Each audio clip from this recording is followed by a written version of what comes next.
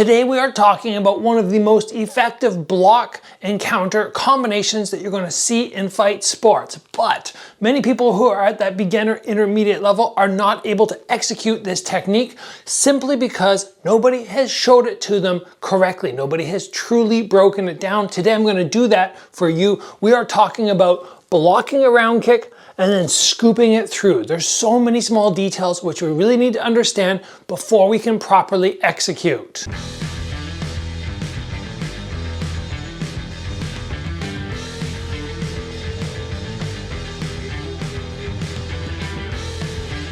All you really need to do is go back to the glory days of K1, the heyday of K1, watch some K1 Max, and you're gonna see the Dutch fighters constantly blocking round kicks, scooping, and coming back with a counter low kick. You might go to the gym, you might try it out, go, ooh, that's not working for me, but it really should, because it 100% works, and it is a very effective way to deal with somebody who likes throwing body round kicks at you. There are many alternatives to blocking body or head round kicks, right? We can go here, we can just come across and counter, we can fade back, we can catch and scoop, but I'm a big fan of this because I think it is one of the safest ways to keep yourself from taking damage. So let's break this whole thing down. So when you guys leave this episode, you understand how to execute. The very first thing which we need to do is we have to block the kick. If we don't block the kick, then there's no point in doing this. You just end up taking impact on the arm, trying to grab the leg, trying to throw it through. And even if you accomplish all that, the bottom line is you took impact on that arm. And we don't want that. We want to have our cross block. I call it that. Some people call it an X block, but let's go with cross block. I like having the cross block where the lead hand takes about 70% of the impact and the back arm takes about 30. Somewhere in there. 80-20, 70-30, I think those are great numbers. Now, we need to make sure we're doing this correctly, because if you drop your hands, you expose your head. Then if you misread the height of the kick, you're gonna get knocked out. Additionally, if somebody knows how to throw a question mark kick, or one of those ones where they come from here and then switch levels, it's gonna be a little bit dangerous as well. So we wanna make sure that this hand that is on the side that they're kicking stays stapled right to the body and right to the head. From there, now I can worry about the opposite arm. I'm going to rotate my hips, which will help me reach across. As I do that, I come horizontal, not down on a 45-degree diagonal, and I hit to absorb the impact, primarily through sort of the palm region of the glove. Now, many of you know how to do that. A big round kick comes, block, block. It's the follow-up, which is very important and throws a lot of people off when they try to execute. So I'll first take you through how to do it, and then I'm gonna point out some of the details which you are probably missing and that are very important so you don't make errors. First off, the round kick comes. We're gonna assume it's a left round kick. I block the round kick. Once I've blocked the round kick, then I'm gonna elevate my elbow and hook the kick. Once I'm at this point, I'm now going to hollow out my hips. I could do that with a little step off my lead leg if I want. I clear space, so now this foot, which was initially against my bicep of the back arm, it is now clear to pass through, and then I'll most likely take a little step in and blast them with the low kick. What we're trying to accomplish here is make sure, yes, when they kick me, I punish them. And my arm is going to be better off because there's two arms blocking than their leg taking impact, especially when they've thrown their kick and then they get tossed to the side and they take it right in the hamstring. The counter will be right to the hamstring. You can't take too many of those before you start going, maybe I don't want to throw round kicks anymore to the body, because every time I do, it gets scooped and I get low kicked. Now, it doesn't matter how many times I teach this to people, they all seem to make the same errors, and I have to go and say, okay, here's what you're doing wrong. The very first common mistake that seems to happen time and time again is somebody sees the round kick come, it's coming close, they step backwards, they reach to block, and then they can pass the kick through. But I try to remind them, if you can step backwards, just move your arms and the kick will just pass through. You don't need to try and block. There's no point in blocking and engaging your arms when you can just make them miss. What we are worried about doing is taking the kick off the arm, boom, and then adding it. So it's the hollow out of the hips that many people forget about. They tie together the block with a step back so then they can pass through. We don't want that. We want block, hook, hollow out, pass through, counter, low kick. Again, one more time, 5 steps.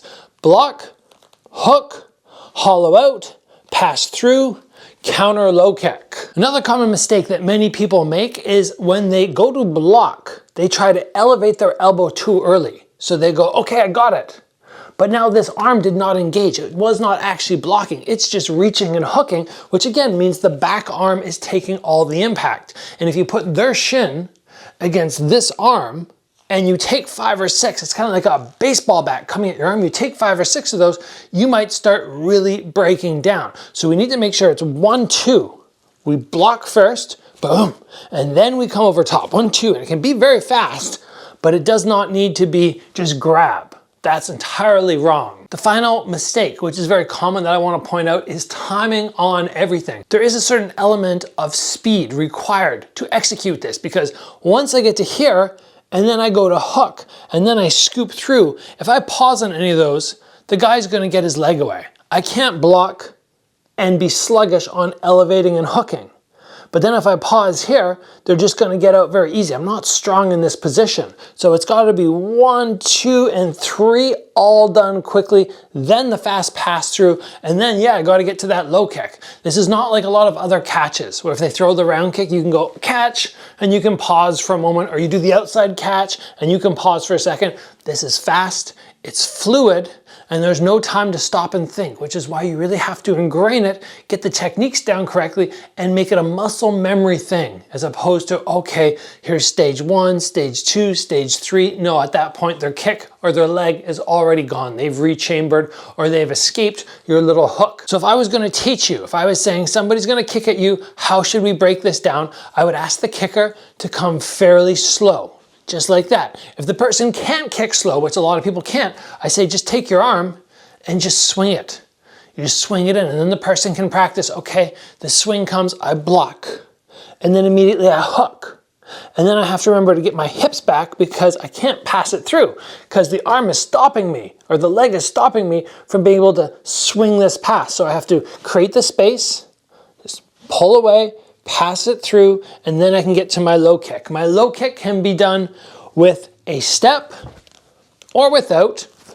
That doesn't matter. That's all up to you and up to the distance, because sometimes when people get their leg thrown, they end up way over here. Sometimes they end up way over here. They can end up in a lot of positions, and you have to make the adjustment in the moment. And you might be wondering, okay, what do I do footwork wise if the guy kicks off the opposite leg? On this side, it's fairly easy. I block, I pull back kind of to like a little karate cat stance.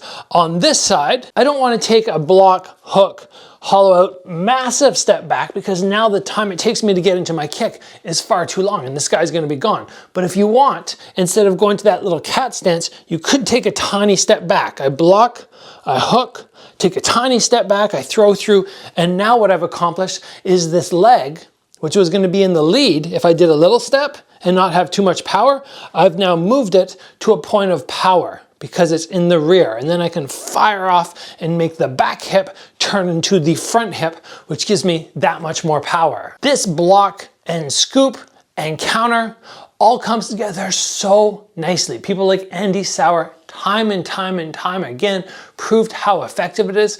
I use it all the time in sparring. I have used it in many of my fights, and the thing I love about it is it does not need to be one level. It's not like, oh, okay, they're body round kicking and I'm gonna catch. You can do this lower body level, you can do it mid body level, or if it comes to the head, you can do it at the head. It's kind of one size fits all, and in my opinion, it's very safe and a very good way to dissuade somebody who likes to throw a lot of round kicks to make them stop doing it. Because every time they throw their big kick, their leg gets punished. So you guys try this out. I think you will really enjoy it. If you can go through the problem areas which I mentioned and sort those out, it will come together very nicely for you. So thank you for joining today, guys.